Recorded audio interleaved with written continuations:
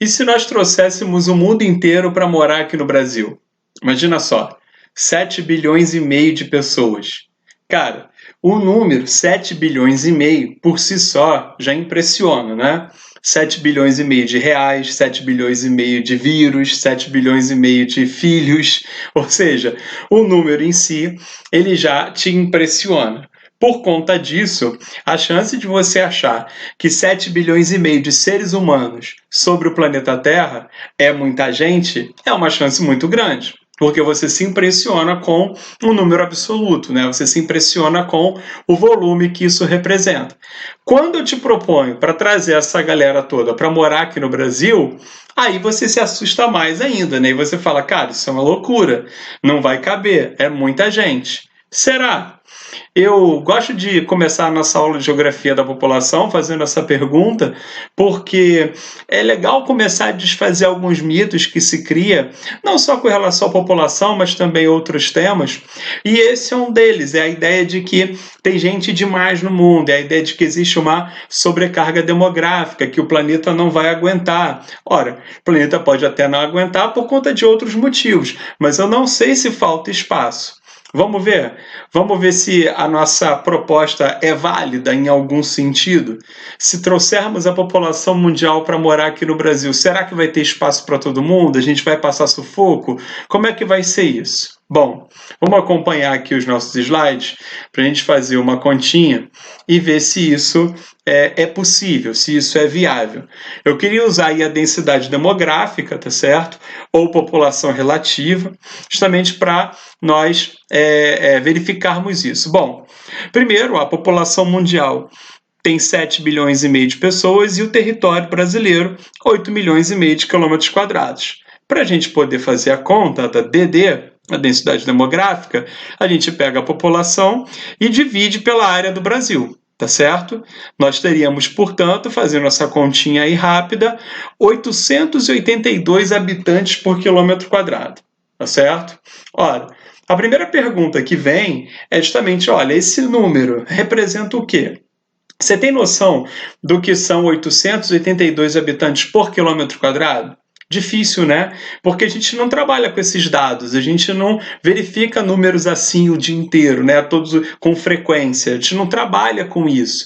Então é difícil saber, de maneira mais aleatória, se 882 habitantes por quilômetro quadrado é muita gente ou não é, se é suportável ou não. Por conta disso, eu peguei alguns exemplos de bairros aqui do Rio de Janeiro, justamente para a gente poder comparar, né? Para a gente poder verificar se essa informação, 882 habitantes, e aí seria o mundo todo, bem distribuídos pelo território brasileiro, se isso é algo que dá para fazer ou não. Bom, eu peguei como exemplo, para servir como exemplo para a gente, primeiro, Barra da Tijuca, que é aí o bairro de expansão da cidade do Rio de Janeiro. A Barra tem 2.400 habitantes por quilômetro quadrado. Ou seja, já de cara nós temos um bairro com 3 vezes mais habitantes por quilômetro quadrado que nós teríamos se trouxéssemos o mundo para morar aqui e, claro, insisto nisso, fizéssemos uma boa distribuição dessa população. Outro exemplo é Bangu. Lá em Bangu, na Zona Oeste, a gente tem 5.300 habitantes por quilômetro quadrado. Reparem que é uma densidade demográfica ainda maior. E, por último, Copacabana. Olha que absurdo, 35 mil habitantes por quilômetro quadrado. Muito maior do que os supostos 882 habitantes que nós teríamos caso o mundo inteiro viesse morar aqui e a gente conseguisse fazer uma boa distribuição dessa população pelo território brasileiro. O que vocês acharam da ideia? Partiu então trazer a galera para morar aqui no Brasil? É claro que nós teríamos que fazer alguns ajustes nisso aí, porque ninguém vive no Rio, ninguém vive na Lagoa, ninguém vive em cima da montanha. Então a gente poderia disponibilizar metade do território brasileiro, tá certo? Ainda assim nós teríamos uma densidade demográfica inferior a 2.000 habitantes por quilômetro quadrado, ou seja, ainda menor do que a densidade da Barra da Tijuca hoje. Metade do território nacional ficaria vazio e o resto do mundo inteiro também ficaria vazio. E aí a gente poderia criar gado, agricultura, área de reserva, área destinada a turismo, enfim, ficaria metade do Brasil e o resto do mundo todo podendo ser destinado para outros usos. Bastava que a gente, olha, vamos trazer a galera para cá, vamos fazer uma distribuição bacana com infraestrutura e tal. Ou seja, o que eu quero dizer com isso?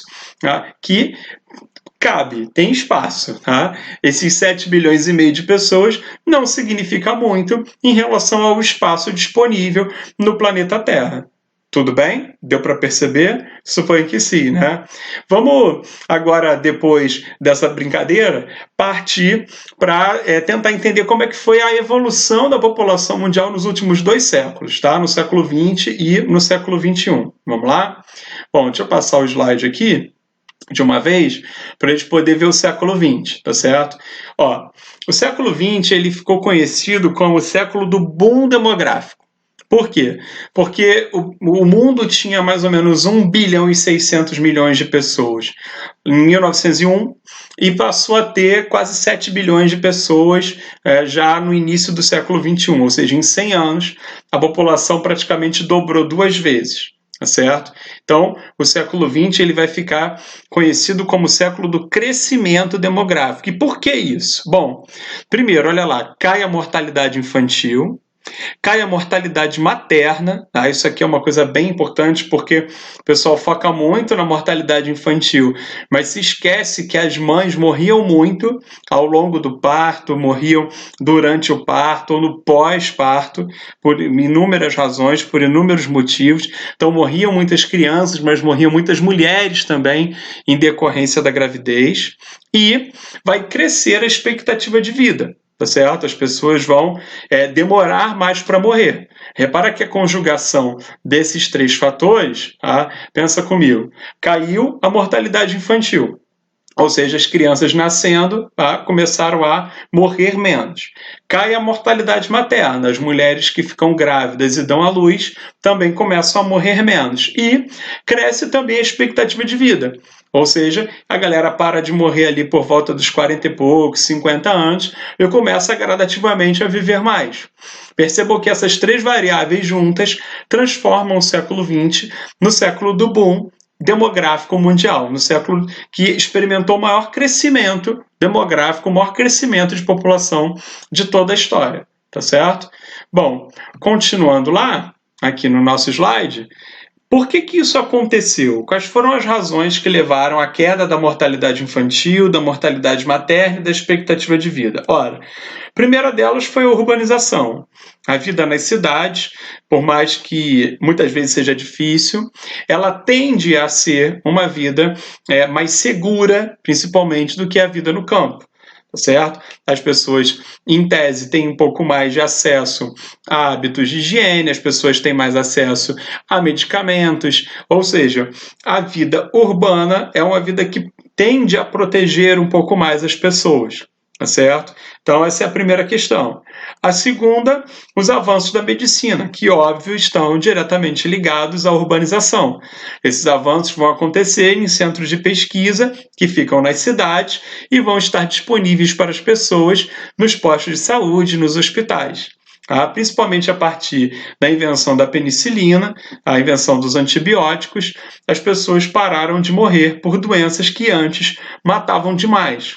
Então, os avanços da medicina vão ser fundamentais para que essas 3 variáveis aí em cima, a mortalidade infantil, a mortalidade materna e a expectativa de vida, tornem-se indicadores melhores, ok? E por último aí o estado de bem-estar social. Certo? É muito importante essa última variável, porque é o seguinte, olha só, questões ligadas à saúde, educação que te leva a melhores hábitos de vida, melhor infraestrutura dentro das cidades, tudo isso, até o século XIX, início do século XX, tudo isso era visto como algo que estava ali só para os ricos, só para quem tinha grana. Eram privilégios, não eram direitos. Tá certo? O estado de bem-estar social, a partir da década de 1930, começa lá nos Estados Unidos, mas depois chega até a Europa e outras partes do mundo, Tá? O estado de bem-estar social ele vai tornar essa infraestrutura urbana e a saúde, a educação, vai tornar tudo isso um direito e não um privilégio. As pessoas vão passar a ter acesso a essas coisas.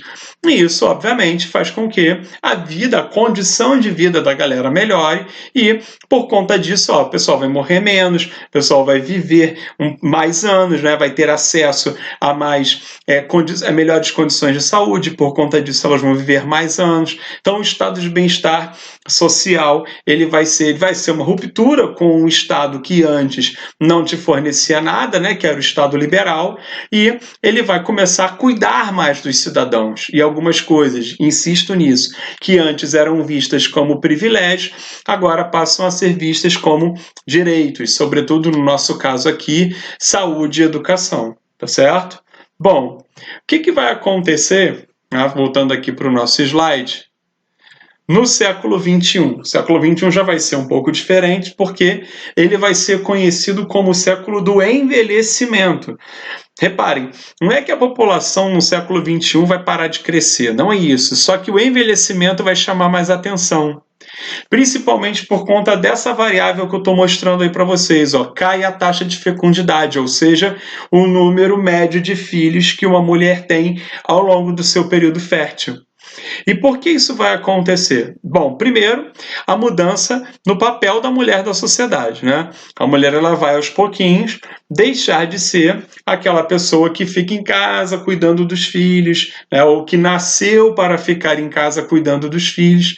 Então, a mulher ela vai passar aos poucos a ter oportunidades similares às oportunidades dos homens. É claro que a gente tem um longo caminho aí ainda para percorrer, o machismo ainda é muito forte, inclusive aqui no Brasil.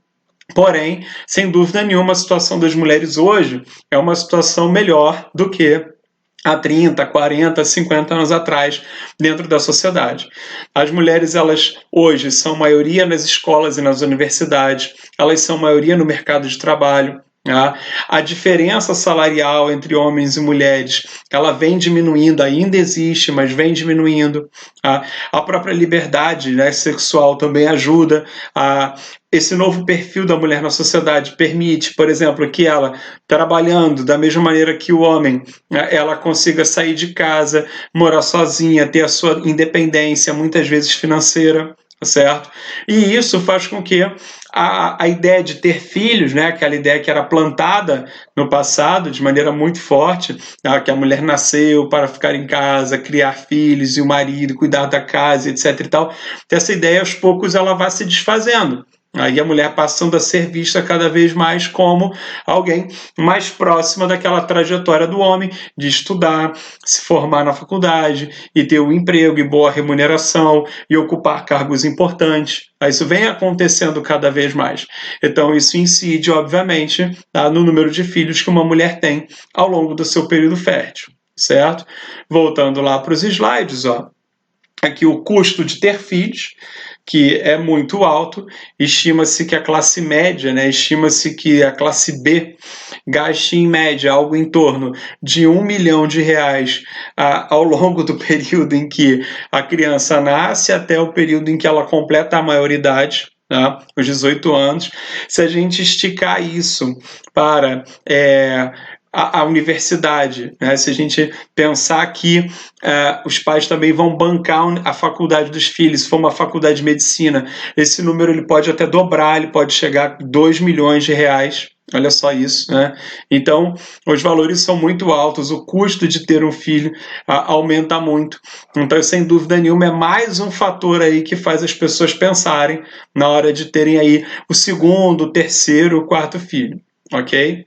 Bom, voltando aqui para a última razão nossa, que é a mudança no próprio perfil familiar, né? As famílias hoje, elas muitas vezes têm um perfil diferente das famílias do passado, até mesmo pela questão do gênero. Hoje já é considerado uma família, né? Pessoas que são do mesmo gênero e se unem, tá? E adotam crianças. Aí é óbvio que não entra na conta a questão da taxa de fecundidade, mas e aí não só esse tipo de mudança no perfil, mas também famílias que não se configuram necessariamente para ter filhos. Às vezes são duas pessoas que querem ficar juntas e querem curtir a vida, viajar, ou seja, colocam outras prioridades aí na frente da ideia de ter filhos, ao contrário do que acontecia no passado, né? No passado, o perfil familiar era muito ligado a essa questão do, olha, você tem que casar, você tem que ter filho logo, etc e tal. Era um pensamento muito enraizado. E hoje não, né? Hoje as pessoas, ok, duas pessoas que se casam, né? De gêneros opostos, se casam e não querem ter filhos. Tá? Ou mesmo uniões homoafetivas, a pessoa que não quer adotar filho vai lá e tudo bem, ficamos só nós dois aqui. Não existe mais aquela obrigação da coisa do filho, né, de ter que criar uma família tradicional como havia no passado, tá certo? Então é claro que isso incide aí na questão do envelhecimento da população, porque começa a nascer menos gente, e aí pegando a herança lá do século XX de uma população que tem mais acesso à educação e mais acesso à saúde e que por conta disso está vivendo mais, olha, no século XXI vai gritar muito a ideia do envelhecimento, tá certo? Mais do que a ideia do crescimento populacional, que era uma coisa que no passado aparecia mais. Eu quero finalizar essa primeira parte com esse gráfico. Esse gráfico caiu na prova da UERJ, no exame de qualificação, e ele mostra o quê? Ele mostra exatamente que o crescimento da população mundial, o título dele aqui, taxa de crescimento da população no mundo. Então, a população, o ritmo de crescimento da população, ele continua em ascensão até a década de 1970, e depois olha o que vai acontecendo, o ritmo de crescimento da população vai diminuindo, certo? A população continua crescendo, mas num ritmo menor. Tá? É exatamente o que a gente mostrou, olha, no século XX chama muito mais atenção o crescimento demográfico, ok? E no século XXI, esse crescimento, olha como é que ele vai caindo. E aí acaba que chama atenção isso, o fato de nós sermos cada vez mais velhos. E aí tem aqui algumas projeções, do número de pessoas com mais de 100 anos. Reparem que vai aumentar muito ao longo do século XXI. Aqui as perspectivas para o mundo, aqui as perspectivas para o Brasil. Então, como eu disse, vai chamar muito mais a atenção durante o século XXI o envelhecimento do que o crescimento da população. É por isso que o século XXI vai ser caracterizado como o século que as pessoas ficam mais velhas, enquanto que o século XX ficou caracterizado como o século em que a população cresceu muito. Tudo bem? Vamos parar por aqui nessa nossa primeira parte. A gente retoma para falar das teorias demográficas, certo?